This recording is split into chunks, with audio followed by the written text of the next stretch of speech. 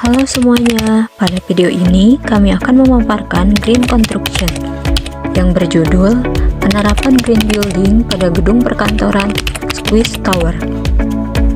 Untuk memenuhi syarat tugas besar mata kuliah SIB 109, Pengantar Infrastruktur Berkelanjutan, Program Studi Teknik Sipil ITENAS.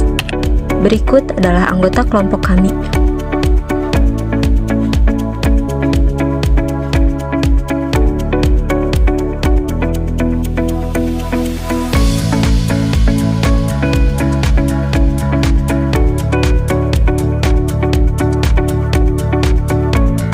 Sebelum masuk ke inti pembahasan, kita perlu mengetahui apa itu infrastruktur keberlanjutan.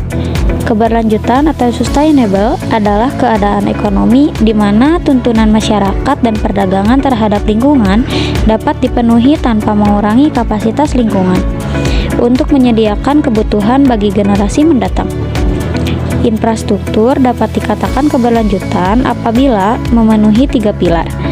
Keberlanjutan yang meliputi aspek lingkungan, sosial, dan ekonomi. Juga berperan dalam SDGs. Dan salah satu infrastruktur yang memenuhi syarat tersebut yang akan kami bahas pada video ini ialah Squeeze Tower.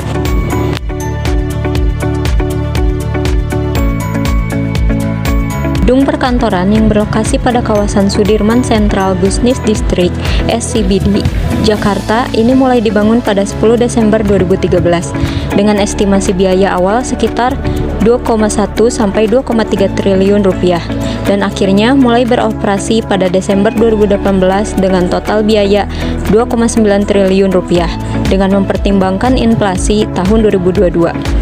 Berikut adalah beberapa stakeholder yang terkait dengan Squeeze Tower. Yang pertama, Squeeze Life sebagai pemilik utama. Yang kedua, PT Fairpoint Realty Indonesia yang berperan sebagai pengembang. Yang ketiga, Hyundai Engineering and Construction yang berperan sebagai kontraktor utama. Yang keempat, Mainhard Group yang berperan sebagai konsultan teknik. Yang terakhir, investor dan bank dan lembaga keuangan berperan sebagai pendukung dan penyedia biaya pembangunan. Squeeze Tower dapat dikatakan berkelanjutan karena telah memenuhi 3 pilar utama berkelanjutan dan berkontribusi juga dalam 17 SDGs. Dalam aspek lingkungan, Squeeze Tower mengusung efisiensi energi dengan teknologi hemat energi seperti pencahayaan LED, sistem HVAC atau heating, ventilation, and air conditioning yang efisien.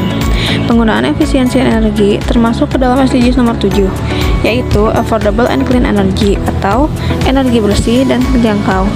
Pengelolaan air yang baik dengan menggunakan sistem daur ulang air. Pengelolaan air ini termasuk ke dalam SDGs nomor 6, yaitu Clean Water and Sanitation atau air bersih dan sanitasi yang layak.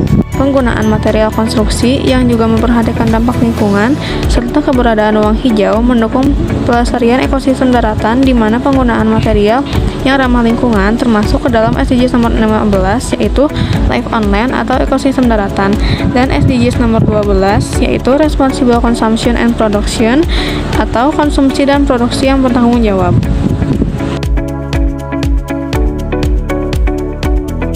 Untuk aspek sosial, Squeeze Tower mengusung kenyamanan bagi semua penghuni. Salah satunya, fasilitas yang ramah bagi penyandang disabilitas.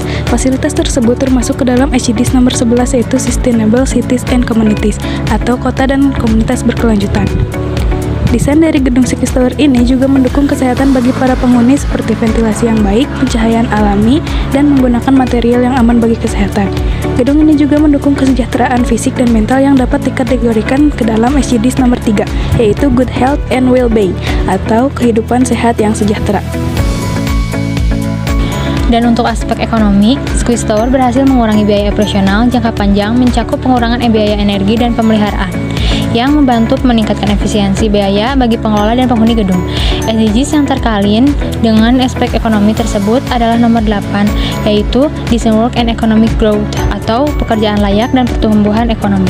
Kedepannya, Squeeze Tower akan berfokus pada penguatan statusnya sebagai bangunan hijau dan berkelanjutan dengan mengintegrasikan lebih banyak teknologi ramah lingkungan, memperluas fasilitas yang mendukung kenyamanan penghuni, serta berkontribusi pada pengembangan infrastruktur yang lebih baik di kawasan SCBD dan Jakarta secara keseluruhan.